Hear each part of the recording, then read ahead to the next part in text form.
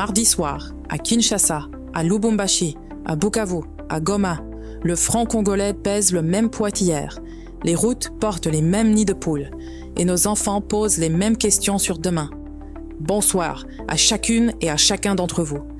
À nos compatriotes qui nous suivent depuis Genève, Ankara, Lagos, ce journal vous concerne autant que ceux qui le vivent depuis le sol national.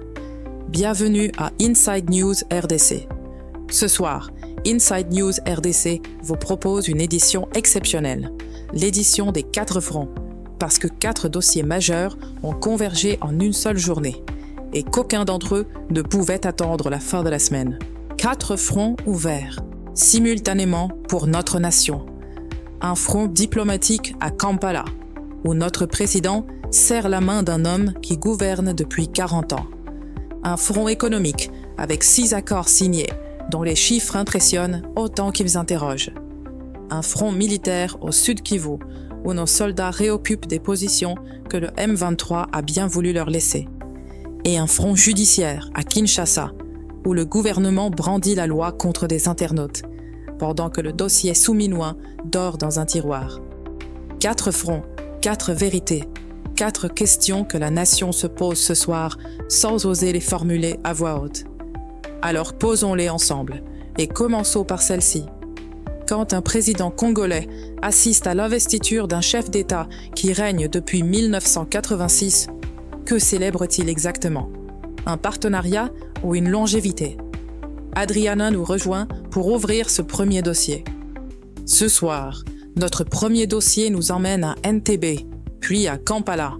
Félix-Antoine Tshisekedi est en Ouganda depuis hier, lundi 11 mai, et ce qu'il y fait ne se résume pas à une poignée de main protocolaire.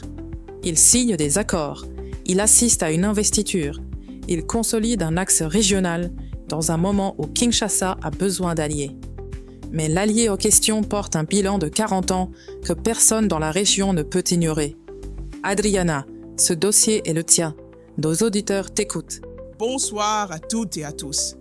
Bonsoir à nos compatriotes qui nous suivent ce soir depuis chaque coin de notre immense pays.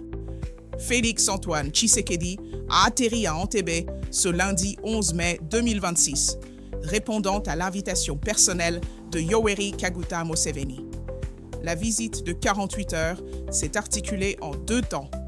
Une rencontre en tête-à-tête au State House d'Entebbe, suivie de la présidence conjointe de la signature de 6 protocoles d'accord. 14 ministres congolais avaient précédé leur président à Kampala, participant du 8 au 10 mai à la 9e session de la commission permanente mixte entre les 2 pays. Ce mardi 12 mai, Tshisekedi participe à la cérémonie d'investiture de Museveni à Kololo Ceremonial Grounds, au centre de Kampala, marquant officiellement l'entrée en vigueur d'un nouveau mandat quinquennal 2026-2031 à l'issue du scrutin de janvier 2026. Dans le contexte de rupture avec Kigali, Kinshasa envoie un signal diplomatique fort, celui d'un axe régional alternatif que la RDC cherche à consolider face à l'isolement que le Rwanda tente de lui imposer. Cet axe alternatif, il faut le regarder en face. L'homme que Tshisekedi est allé saluer à Kampala est au pouvoir depuis le 26 janvier 1986, soit plus de 40 ans de règne ininterrompu, ce qui fait de Museveni l'un des chefs d'État les plus longévistes du continent et du monde. 6 mandats, une constitution modifiée en 2017 pour supprimer la limite d'âge présidentielle, un 7e mandat obtenu en janvier 2026 dans un environnement politique que les observateurs internationaux ont qualifié de non compétitif. Ce problème de gouvernance en Ouganda ne date pas d'hier.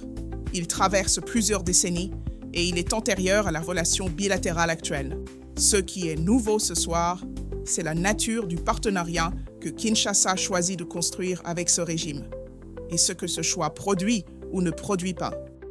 Sur le plan économique, après 40 ans de pouvoir unique, le PIB par habitant de l'Ouganda reste inférieur à 900 $ américains selon la Banque mondiale.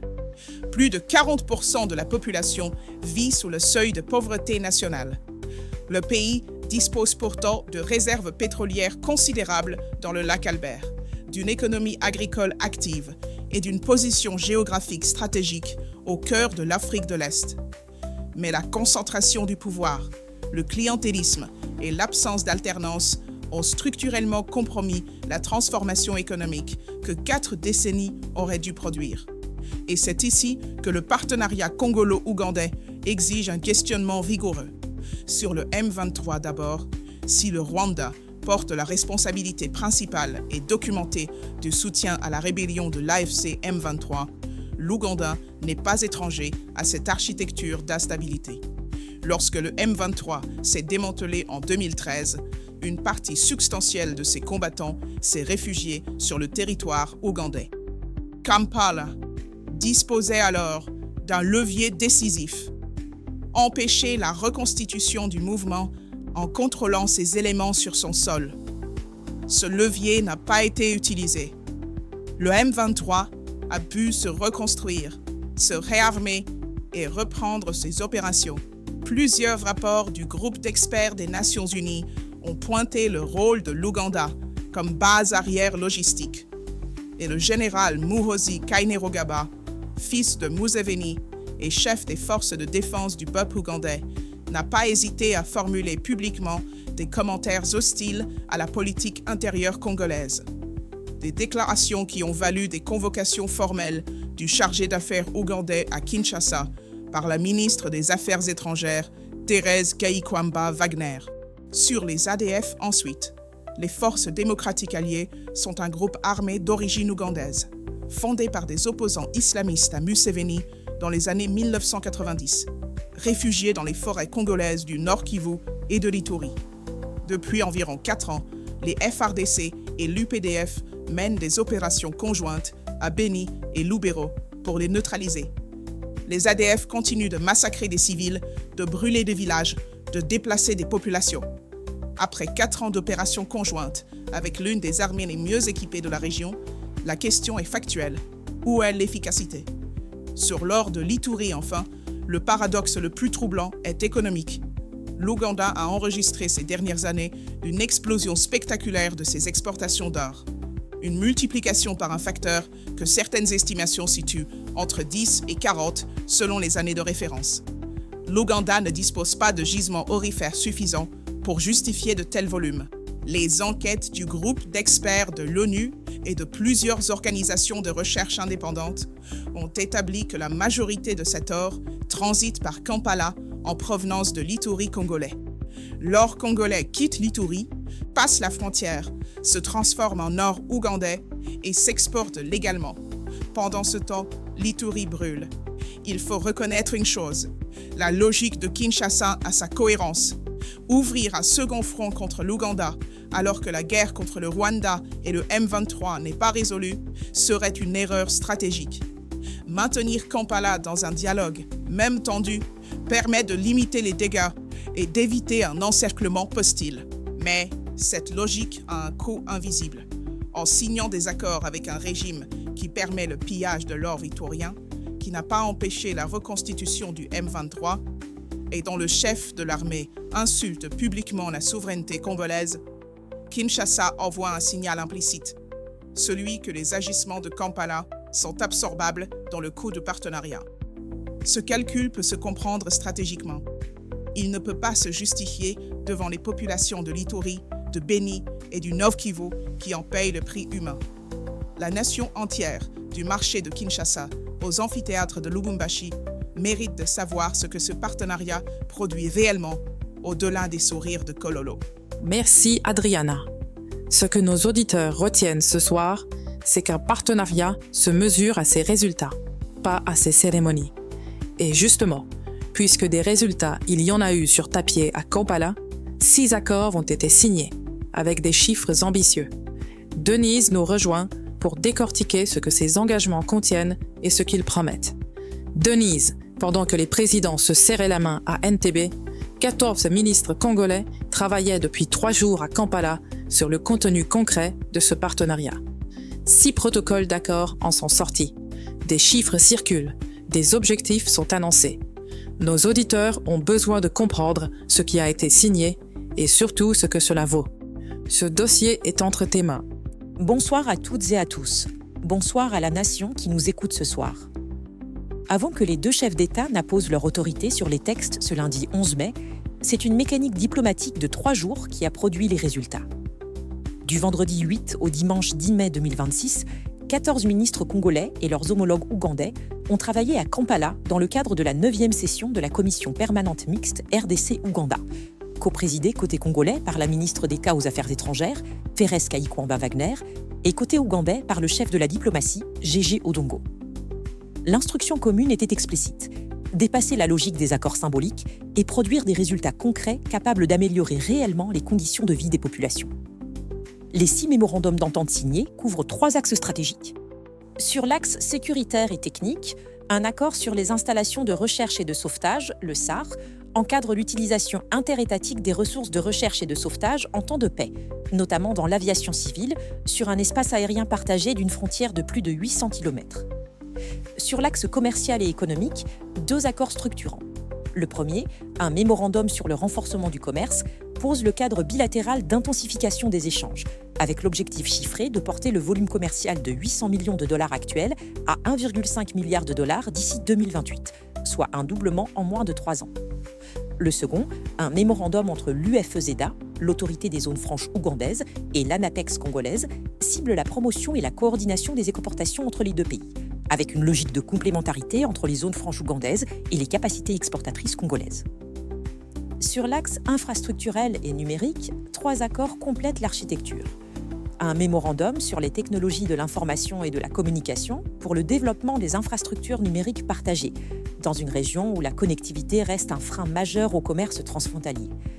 Un mémorandum sur la coopération en administration publique pour l'échange d'expertise et l'harmonisation des pratiques administratives entre les 2 États, et un mémorandum sur le développement du tourisme pour la valorisation conjointe des atouts touristiques partagés dans l'écosystème du parc national des Virunga, pour lequel un comité de protection conjoint a été opérationnalisé.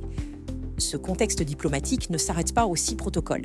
Des engagements annexes ont été produits et leur portée économique est considérable.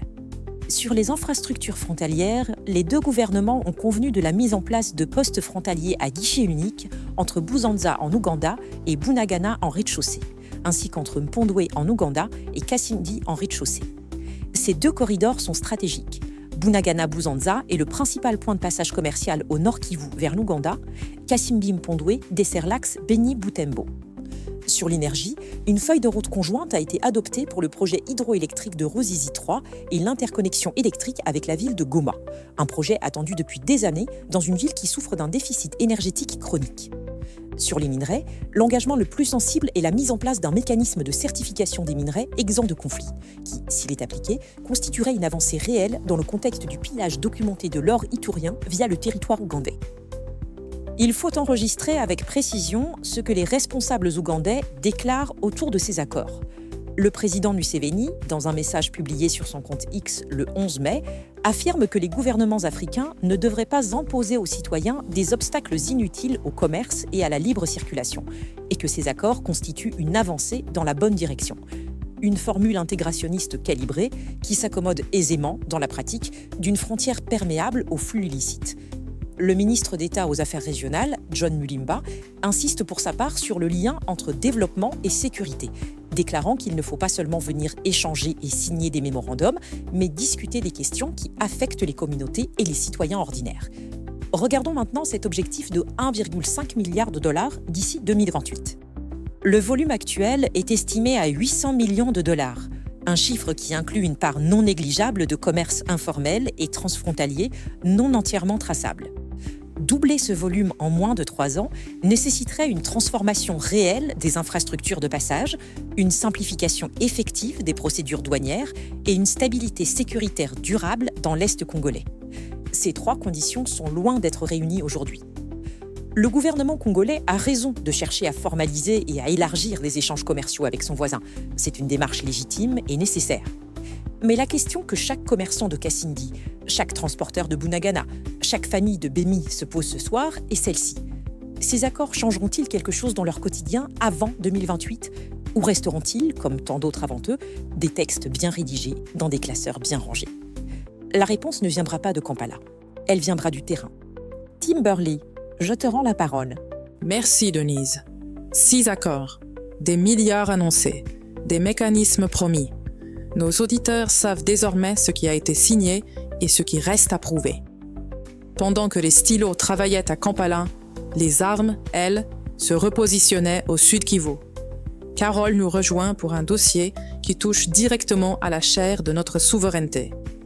Ce soir, pendant que notre président assistait à une investiture à Kampala, nos soldats réoccupaient des positions que l'ennemi avait bien voulu leur laisser au Sud Kivu. Ce n'est pas un détail de calendrier. C'est le résumé d'une contradiction que notre nation porte depuis trop longtemps. Carole, nos auditeurs de Bukavu, d'Uvira, de Sange et tous ceux qui ont fui la plaine de la Ruzizi t'écoutent ce soir avec une attention particulière. Bonsoir à toutes et à tous. Bonsoir spécialement à nos compatriotes de l'Est, à ceux qui ce soir ne savent pas encore si le calme qu'ils ressentent durera jusqu'à demain.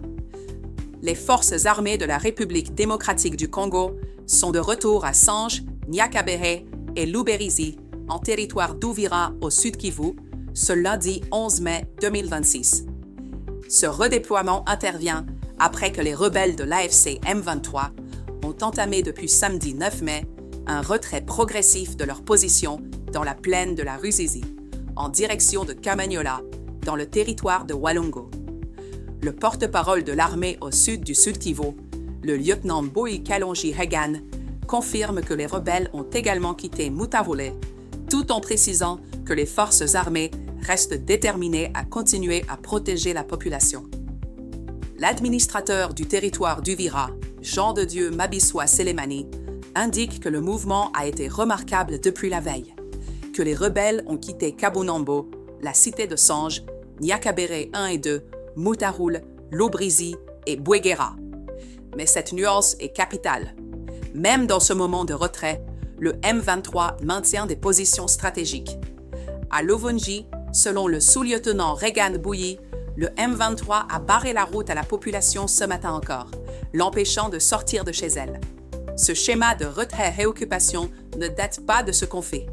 Il s'inscrit dans une mécanique que la République connaît depuis les guerres successives qui ont frappé l'Est du pays et dont les racines remontent bien avant le régime actuel.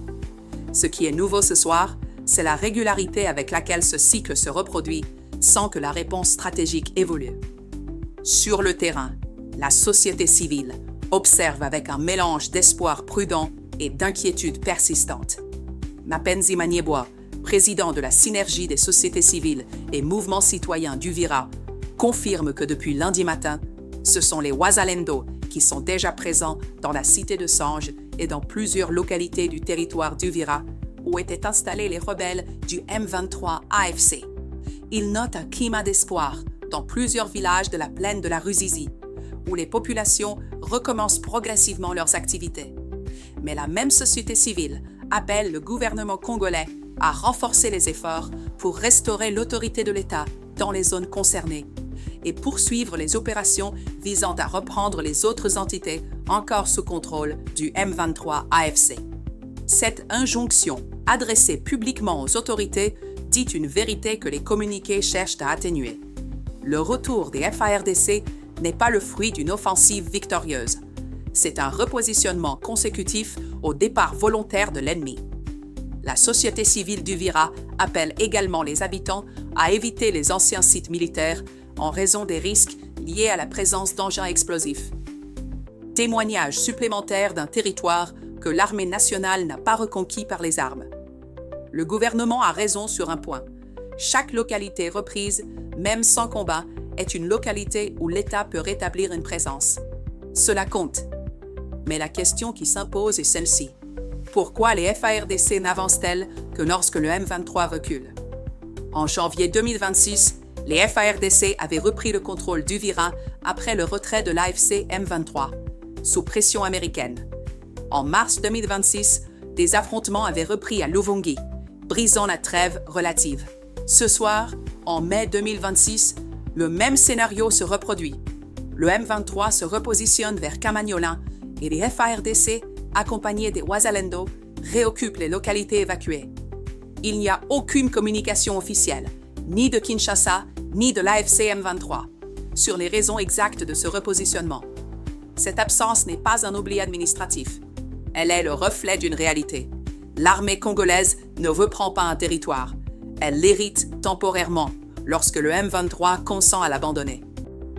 S'agit-il d'une faiblesse structurelle des FARDC, incapables d'imposer un rapport de force offensif, ou d'une absence délibérée de volonté de reconquête effective dans le cadre des négociations de Doha et du mécanisme conjoint de vérification élargi signé en avril 2026?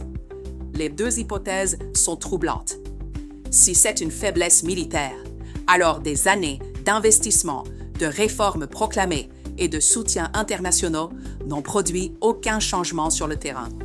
Si c'est un calcul politique, cela signifierait que la République a implicitement accepté un statu quo territorial dans lequel le M23 conserve un droit de retrait et de réoccupation selon sa convenance diplomatique. Ce que vivent les populations de la plaine de la Ruzizi s'appelle un statu quo armé.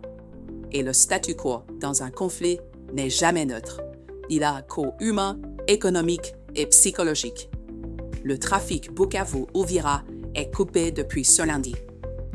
Des familles attendent de savoir si le retour est définitif ou provisoire, pour décider si elles doivent reconstruire ou fuir encore une fois. Le M23 n'a pas besoin de gagner chaque bataille. Il lui suffit de ne pas perdre la guerre d'usure. Et dans ce jeu de va-et-vient, c'est toujours la même partie qui perd, la population congolaise. La société civile d'Uvira a raison d'appeler le gouvernement à restaurer l'autorité de l'État. Mais restaurer une autorité, ce n'est pas envoyer des soldats lorsque l'ennemi s'en va. C'est établir une présence permanente, consolidée, irréversible. C'est rendre toute reprise de territoire par le M23 militairement impossible et non diplomatiquement inconfortable. Le M23 se retire avec tous ses effets et équipements militaires en bon ordre, sans perte signalée.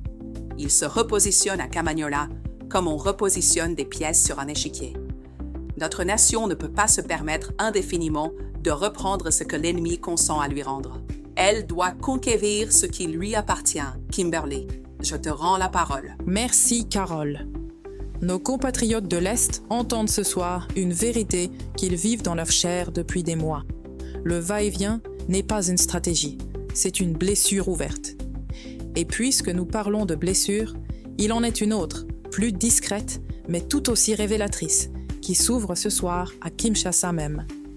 Quand l'État qui peine à conquérir son propre territoire trouve l'énergie de poursuivre des internautes pour des commentaires sur une décoration musicale, cela mérite qu'on s'y arrête.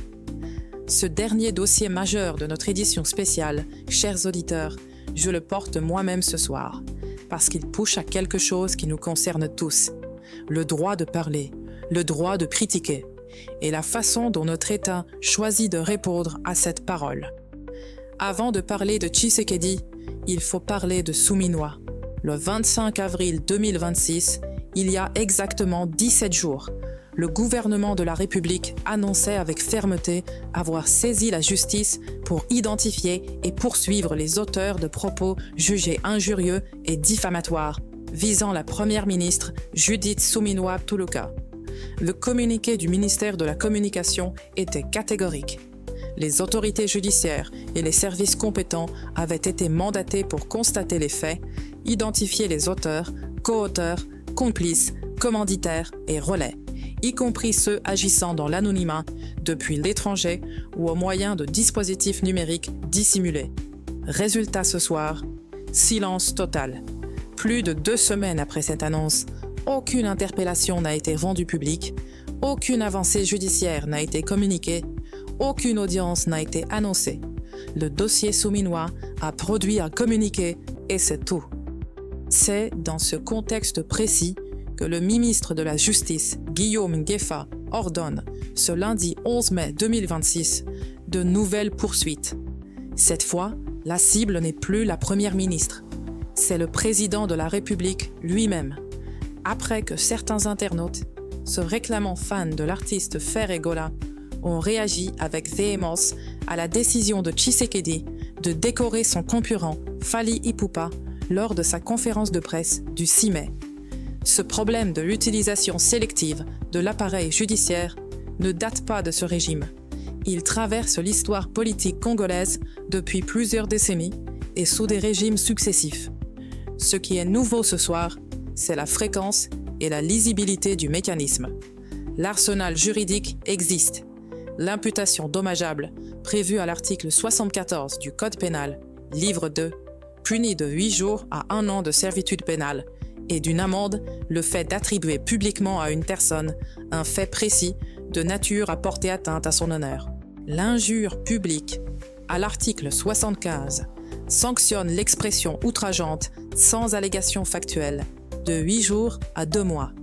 L'offense au chef de l'État, régie par l'ordonnance-loi numéro 300 du 16 décembre 1963, héritée de l'ère Mobutu, dispose que l'offense publique envers la personne du chef de l'État est punie de 3 mois à 2 ans de servitude pénale et d'une amende. Les outrages aux institutions, à l'article 136 du Code pénal, prévoient des peines allant de 7 à 15 jours pour les autorités de rang inférieur, jusqu'à 6 à 12 ans pour les autorités de premier rang. Le président de la République se situe au niveau de protection le plus élevé. Sur ce point strictement technique, le ministre Neguefa n'invente pas un droit inexistant. Cependant, le droit international et la jurisprudence des démocraties consolidées reconnaissent que les personnalités publiques, en acceptant une fonction d'exposition au débat, acceptent une tolérance plus élevée à la critique. Critiquer un président, s'indigner de ses décisions, contester ses choix politiques ou artistiques relève de la liberté d'expression. En revanche, lui attribuer des faits faux et précis de nature à l'exposer au mépris peut légalement constituer une diffamation. L'insulte grossière, sans contenu factuel, relève de l'injure. Le contexte de cette affaire, des fans d'un artiste irrités par une décoration accordée à un autre artiste, se situe typiquement dans la sphère du jugement de valeur et de l'expression d'insatisfaction, pas nécessairement dans celle de l'imputation d'un fait précis et diffamatoire. Le gouvernement a raison sur un point. La dignité de la fonction présidentielle mérite un cadre de protection juridique, et ce cadre existe. Mais 2 problèmes majeurs altèrent la portée de cette base légale. Le premier est la sélectivité. La loi est la même pour tous. Or, le gouvernement ne déclenche ses poursuites que lorsque les cibles sont des personnalités du régime. Les milliers d'internautes qui s'expriment quotidiennement avec des propos bien plus virulents contre des adversaires politiques, des journalistes ou des acteurs de la société civile ne voient jamais le ministère de la Justice se mobiliser avec la même mise en mouvement immédiate de l'action publique. Cette sélectivité transforme la loi en outil de protection politique, pas en instrument de justice. Le second problème est le précédent souminois. Si les poursuites annoncées le 25 avril n'ont produit aucun résultat en 17 jours, pourquoi celles du 11 mai produiraient-elles des résultats différents? Soit les capacités techniques d'identification numérique existent, et dans ce cas, l'absence de résultats dans l'affaire souminois est inexplicable. Soit elles n'existent pas réellement, et l'ensemble de ces annonces ne sont que des signaux d'intimidation destinés à l'espace numérique. Il faut nommer ce que ces communiqués produisent réellement, un effet de refroidissement de la parole publique. Lorsqu'un gouvernement annonce à répétition qu'il poursuit les auteurs de propos critiques contre ses dirigeants, même sans jamais conclure ces poursuites, il crée une atmosphère d'incertitude qui suffit à auto-censurer une partie de l'expression citoyenne. La liberté d'expression en RDC est garantie par l'article 23 de la Constitution, qui dispose que toute personne a droit à la liberté d'expression, y compris la liberté d'opinion. La tension entre cet article constitutionnel et l'ordonnance-loi de 1963 sur l'offense au chef de l'État n'a jamais été formellement tranchée par la Cour constitutionnelle congolaise. Une lacune juridique qui laisse le champ libre à une application sélective selon les conjonctures. Le droit congolais donne au gouvernement les outils pour poursuivre certaines formes d'expression visant le chef de l'État. Mais le droit ne vaut que dans la mesure où il est appliqué de façon égale, cohérente et proportionnée. Le dossier souminois sans suite, le dossier Tshisekedi, lancé avec la même solennité 2 semaines plus tard sur la base d'une querelle entre fans de rumba. dessine moins le portrait d'un État de droit qui protège ses institutions qu'un gouvernement qui utilise la menace judiciaire comme instrument de gestion de l'opinion numérique. La question n'est pas de savoir si c'est légal. La question est de savoir si c'est juste et si cela aura une suite. Le précédent du 25 avril 2026 fournit déjà la réponse la plus probable. Ce soir, chers auditeurs, les 4 fronts que nous avons traversés ensemble dessinent un même portrait de notre nation. Un pays qui signe à l'extérieur pendant qu'il saigne à l'intérieur, qui annonce des milliards pendant que ses soldats attendent que l'ennemi parte, qui brandit la loi pour des commentaires en ligne pendant qu'un dossier identique dort dans un tiroir. Ce portrait n'est pas une condamnation, c'est une exigence. L'exigence que la République agisse avec la même énergie sur tous les fronts, pas seulement sur ceux qui arrangent le calendrier. 4 fronts traversés, 4 vérités posées. Mais le pays ne s'arrête pas à ces 4 dossiers. Ce soir, d'autres signaux ont circulé depuis Kinshasa, Nairobi, Dakar et Paris. Nadège les a suivis pour nous. Nadège, les brèves sont à toi. Bonsoir à tous. Bonsoir à la nation entière. Merci Kimberly. 9 informations, 3 blocs et pas un mot de trop. Félix Tshisekedi a rejoint ce mardi 12 mai le sommet Africa Forward au centre Kenyatta de Nairobi, aux côtés d'une trentaine de chefs d'État. Le message de la présidence était sans ambiguïté. La RDC ne vient pas se plaindre. Elle vient exiger la fin du silence face à 30 ans d'atrocités et se positionner comme pays solution pour le continent. La veille, la ministre d'État Thérèse Kayikwamba Wagner portait déjà la voix africaine dans une réunion ministérielle sur la réforme du Conseil de sécurité de l'ONU, réclamant une représentation permanente de l'Afrique et un encadrement du droit de veto. Ce positionnement diplomatique s'est prolongé en bilatéral. Toujours à Nairobi, Kayikwamba Wagner s'est entretenu avec son homologue égyptien Badr Abdelati pour renforcer la coopération entre Kinshasa et Le Caire dans les domaines de la diplomatie, de l'investissement, du tourisme et de la santé, mais aussi sur la situation dans l'Est. Chaque alliance construite en dehors du voisinage immédiat est un levier supplémentaire dans un contexte régional sous tension. Et pendant que la diplomatie s'activait à Nairobi, c'est à Kinshasa que Washington a posé ses mots. Jeremy Wiggins, du département du Trésor américain, a rencontré la première ministre Judith Suminwa Tuluka pour confirmer que les sanctions contre des hauts responsables militaires rwandais restent en vigueur et que tous les moyens seront mobilisés pour contraindre Kigali au respect de ses engagements. Les échanges ont également couvert Inga 3, le corridor de Lobito et les minerais critiques. L'énergie, a dit Wiggins, est une priorité partagée. Ce mouvement diplomatique se déploie pendant que dans les couloirs politiques de Kinshasa, les mots se font moins feutrés. Augustin Kabuya, secrétaire général de l'UDPS, a tenu face à la presse lundi une mise au point en cascade. Sur Martin Fayolo d'abord, Kabuya affirme que c'est l'UDPS qui a fabriqué l'opposant, qu'il était sans poids politique avant que l'AMOCA ne l'agrège, et qu'aujourd'hui, il serait incapable de mobiliser 1000 personnes. Sur Deli Sezanga ensuite, accusé d'agir au détriment du pays, avec la menace d'en dire davantage. Ces charges verbales, à quelques mois d'une séquence politique chargée, obéissent rarement au seul calendrier de la vérité. L'Assado a, elle, réagi au communiqué du ministère de la Justice sur les injures visant le président. Son président Jean-Claude Katende condamne les propos injurieux, mais dénonce une application sélective de la loi. Les mêmes autorités qui s'activent pour protéger le chef de l'État ne bougent pas lorsque les cibles sont des membres de l'opposition, des autorités religieuses ou de simples citoyens. Sa mise en garde est factuelle.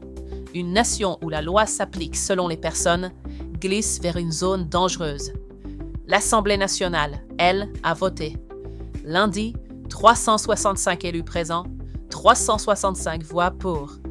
Le projet de loi autorisant la ratification de la Convention de l'Union africaine sur la prévention et la lutte contre le terrorisme est adopté. Ce texte, en attente depuis 2024, dote la RDC d'un cadre juridique continental antiterroriste et d'une base de compétences devant la Cour internationale de justice. Un vote unanime dans un hémicycle rarement unanime. Mais la semaine réserve aussi ses alertes discrètes. À Dakar, lors d'une conférence de la BCEAO, le gouverneur de la Banque centrale du Congo, André Wameso, a dit tout haut ce que peu de responsables africains osent formuler. Il a peur.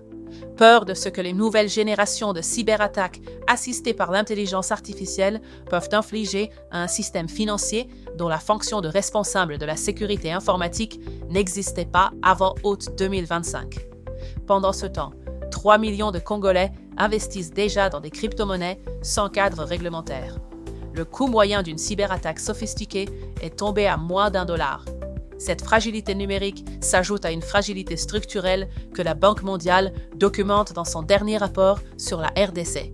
Les entreprises publiques congolaises empruntent de plus en plus, non pas pour investir et produire, mais pour payer les salaires. Des emprunts à court terme qui masquent une asphyxie chronique, érodent la qualité des services et creusent une dette qui ne génère aucune valeur productive. Plusieurs de ces entreprises ne peuvent plus rembourser sans contracter de nouveaux emprunts. Dernier signal, venu de Paris cette fois. La RDC présidera du 19 au 22 mai la Semaine africaine de l'UNESCO, autour du thème de la disponibilité durable de l'eau et de l'assainissement, dans le prolongement de la Journée de l'Afrique.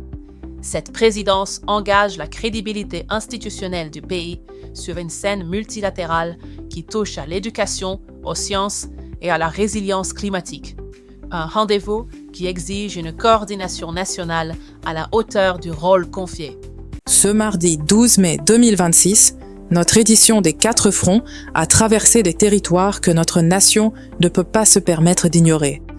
À Kampala, Félix Tshisekedi a assisté à l'investiture d'un homme au pouvoir depuis 1986, en signant 6 accords dont l'objectif est de porter le commerce bilatéral de 800 millions à 1,5 milliard de dollars d'ici 2028, pendant que l'or de l'Ituri continue de transiter par Kampala. Au sud Kivu, les FARDC ont réoccupé Sange, Nyakabere et Luberizi, non parce qu'elles ont percé des lignes ennemies, mais parce que le M23 a choisi de se repositionner vers Kamanyola.